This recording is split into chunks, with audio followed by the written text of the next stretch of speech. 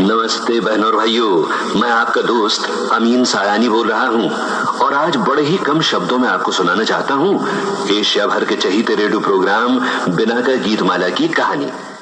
ഒരു വേറിട്ട ശബ്ദത്തിൻ്റെ ഉടമയായ ശ്രീ അമീൻ സഹാനിക്ക് ആദരാഞ്ജലികൾ. റേഡിയോ ശ്രോതാക്കൾക്ക് ഏവർക്കും സുപരിചിതനായ ശ്രീ സഹാനിയെ കുറിച്ച് രണ്ട് വാക്ക്.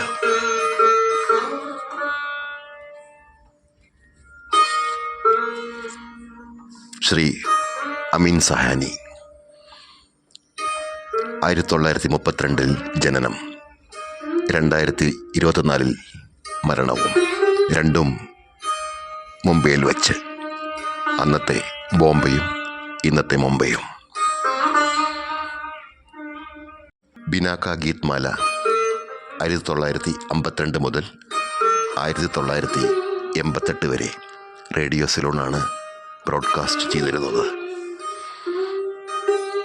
അതിലെ ഒരു വേറിട്ട ശബ്ദത്തിൻ്റെ ഉടമയായിരുന്നു ശ്രീ അമീൻ സയാനി. തുടർന്ന് 1989 അദ്ദേഹം വിവിധ ഭാരതിയുടെ സർവീസ് ഓഫ് ഓൾ ഇന്ത്യ റേഡിയോയിലേക്ക് മാറുകയായിരുന്നു.